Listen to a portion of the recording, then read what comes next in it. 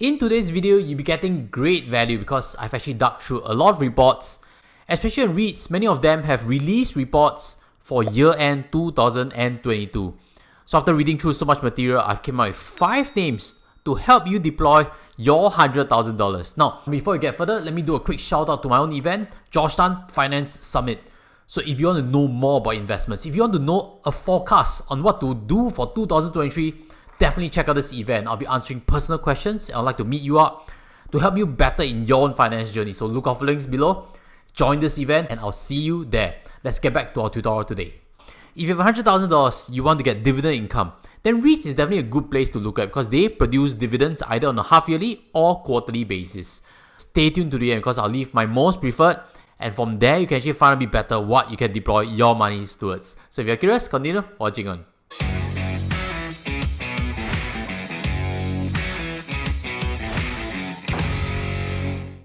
Hi guys, welcome back. Without further ado, let's get started.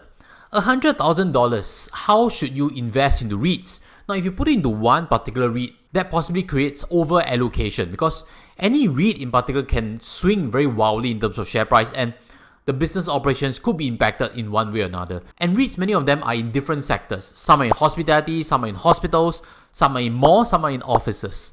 So today I have this special blend to share with you that hopefully gets you a bit more diversified.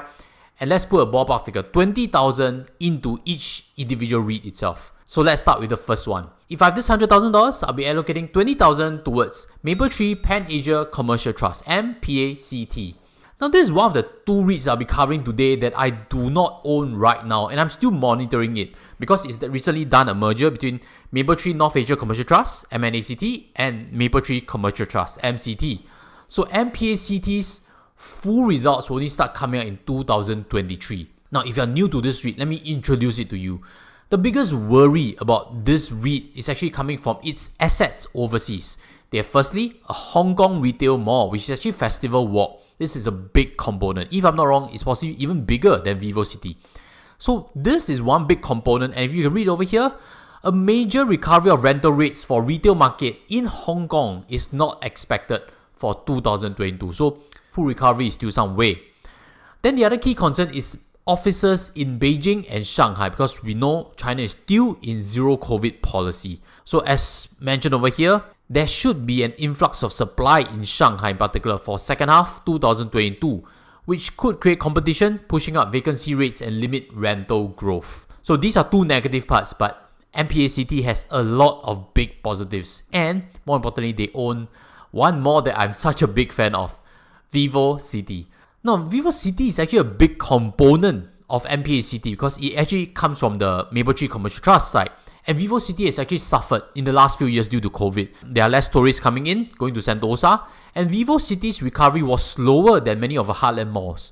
But what we can see in this chart over here is that leasing updates have shown big rental revisions upwards for VivoCity. Not just that, you also see rental revisions upwards for MBC, which is Mapletree Business Centre. Now, these 2 are big components coming from MCT side, but there's obviously problems from rental revisions coming from the Hong Kong and China properties, which I've mentioned just now. All in all, from what I've observed, VivoCity is doing really well. I've circled in green over here that the net property income contribution for first half 2022-2023 is big. It's a big jump from the previous year, correct? And this is actually above pandemic levels really. So, fantastic achievement from VivoCity's side. This mitigates certain slack in the Hong Kong and China side, which isn't that bad actually. But VivoCity is really pulling up total contributions. That is why, if you see before the merger, they were estimating it's about 4.78 pro forma DPU. But what's actually registered in first half is 4.94. So, fantastic achievement. They've actually done more than expected. And my guess is that a lot of work is coming from VivoCity itself. Do note also, at current share price, you are getting a big discount to what the managers actually paid when they actually issued preferential offerings at $2 flat. That was back a year ago for this merger. So currently, MPACT is at $1.60 plus cents.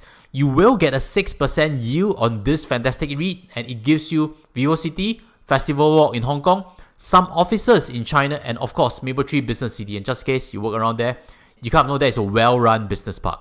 So with that, let's move on to number 2 on today's list, which is Suntec Reit.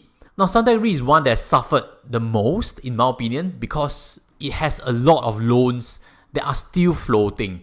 Not just that, it has London assets. And if you haven't seen, British pounds have dropped tremendously against Sing dollar, correct? Suntec Reit also has quite a big allocation towards Australian offices. And Australian dollar has also depreciated against Sing dollar. So double whammy. Not just currency losses, they also are paying a lot more in terms of interest costs. If you follow this channel, you kind of know I'm a big fan of Suntec Reit. I've mentioned before, I think it's about the cheapest REIT there is, and I still stick by it. Regardless of whether 50 basis points in those interest rates will impact distributable income, as circled in the blue over here. Quite obviously, Mr. Market is punishing Suntec Reit because of its leverage ratio, among the highest across S-REITs, and the all-in financing cost, which has quite a bit that is in floating loan structure. The good part about Suntec Reit is at current price to book value, it's at 0.62 times, which is super cheap. If you compare that to CICD, for example, you realize that discount is enormous. Which means Mr. Market is not rewarding it, even though its mall is doing well. As you can see in this chart over here, tenant sales are more than pre-pandemic level already. The other kicker is of course the convention halls. We can see MICE events happening. We can see tourists starting to come down to Singapore already. So I think these are plus factors. And last but not least, I've always mentioned, I believe there's some small possibility that Suntec Reit could get privatized. So that's my big hope, and that's why I own Suntec Reit in my portfolio right now. Now let's move on to number 3 in today's list, which is Parkway Life REIT. If we have 100,000, let's allocate 20,000 there also. Now, Parkway Life REIT is something I've covered very recently if you follow this channel. It is in fact one of the more expensive REITs on the price to book value because it's still at a premium of about 60%. But it does own impressive assets, as you can see over here. Gleneagles Hospital, Mount Elizabeth Hospital, and Japanese nursing home properties. So this REIT is in healthcare, a very safe space. And not just that, if you have seen my previous tutorial, you do know that they have an escalating factor embedded into the rent itself. So if there's inflation that's running rampant, this will allow the REIT to charge a higher rental rate, which means it has certain insulation from inflation risk. So the biggest problem with Parkway Life REIT, like what I mentioned in my previous tutorial, is that currently the yield is very low at 3% plus only, and with fixed deposits already at 3%. I do think that there is a risk premium that must be inside the dividend yield itself. That's why share prices have corrected that recently in the last few months. But also, when it comes to inflation, we can't speculate too much. This is a good REIT that owns good properties. So if you are willing to look past this high inflation cycle, then quite possibly Parkway Life REIT is something to allocate your 20,000 towards. Now let's move to the fourth name to allocate another 20,000, and that is none other than Capitaland Ascott Trust. I've been a big fan of this REIT, and right now, if you see the share price, is dipped, right? This is way below pre-pandemic levels already. But let me ask you a question. Have you been booking hotel rooms for yourself, year end, something like that?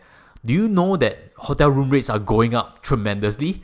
If you have seen it, you can actually understand why the RevPAR is actually doing very well. RevPAR is actually revenue per unit in terms of hotel rooms.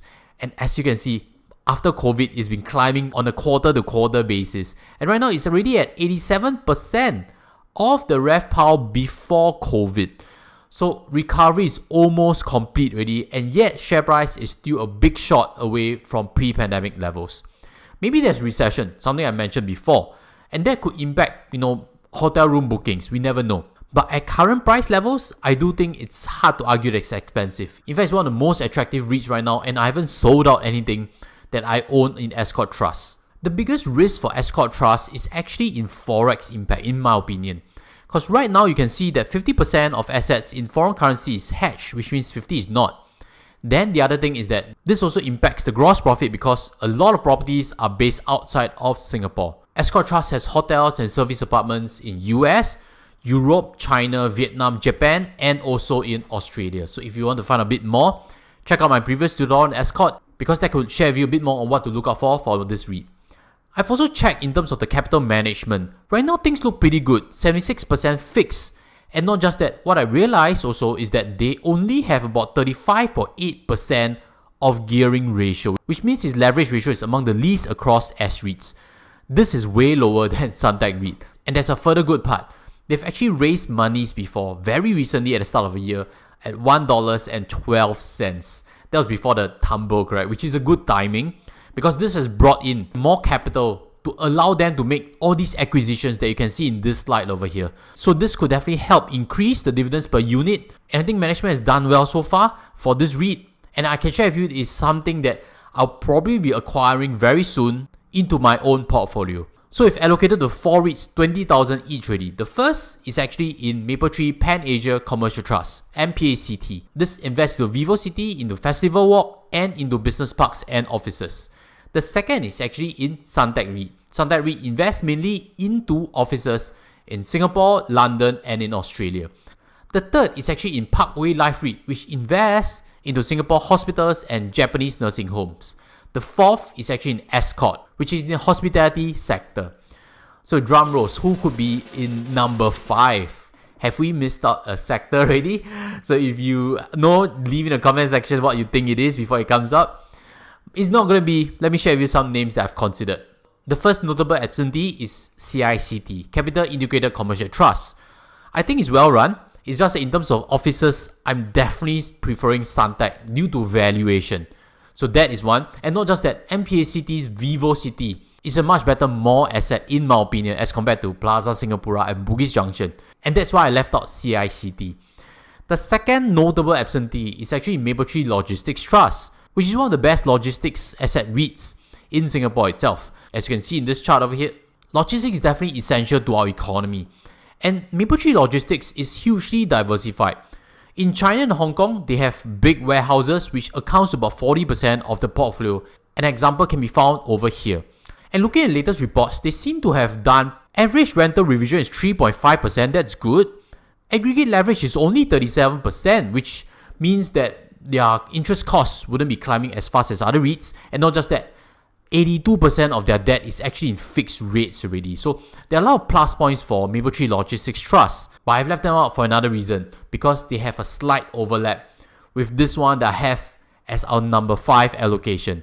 And it's none other than Mapletree Industrial Trust. Let's put 20,000 towards Mapletree Industrial Trust to complete our pie of 100,000.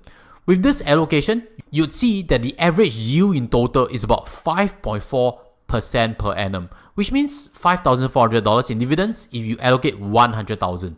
Now, in my opinion, this is still better than buying Singapore savings bonds or T-bills as an investment, even though the dividend yield is only slightly above the guaranteed rate that these instruments are providing. Because the simple fact is that if you are investing for a long term, there is a chance that interest rate environment won't stay so harsh forever. There is a chance that recession will pass in some point in 2023, 2024, and the economies will start to pick up again. And these REITs own real estate, which will definitely do well in a recovering economy. So my point of view is that you are paid 5.4% to hold and last past this crisis, and you get a dividend while you're waiting for the appreciation game to come. So why did I pick Mapletree Industrial Trust? I've covered them extensively on this channel already, and in Singapore there are two that are very popular, Capital DC and Mapletree Industrial Trust, for allocations towards data centers. As we know, data centers are the future of our economy, and many of these properties are selling at a premium to their book value. But there's certain risks, that's why share price of MIT and Capital DCF came down significantly over the last few years. What we can see is that cloud computing seems to have slowed down, correct? This is a report that suggested that AWS, Microsoft and Google Cloud are showing slower growth already. I've also mentioned in a previous video that big tech could cannibalize some of the business from data centers. So these are risks that could come on the table in the next few years. When I analysed the books, I realised that borrowing costs for MIT has actually surged up quite a bit by 36%, which is way above the revenue growth and operating expense growth. And this has resulted in lower profits and lower distributable income. Because this is a REIT that I am looking at very closely, I intend to do a full tutorial on it. So if you're keen, smash a like, smash a subscribe. I'll do a full comparison between the results for Capital DC and Mapletree Industrial Trust so that you get a bigger picture on what has actually happened with the latest results. But it doesn't impact our allocation for today. 20,000 should get there, and that will form the last final piece of your $100,000 REIT portfolio. So as always, if you have questions or comments, leave them in the sections below. I'll be keen to hear from you. And stay tuned for a sequel of this, which is a comparison between Capital DC and MIT. And maybe you can learn a bit further on these REITs and how it can be in your portfolio. We've done a sign off from here. Thank you for watching. I'll see you next one. Take care as always. Goodbye.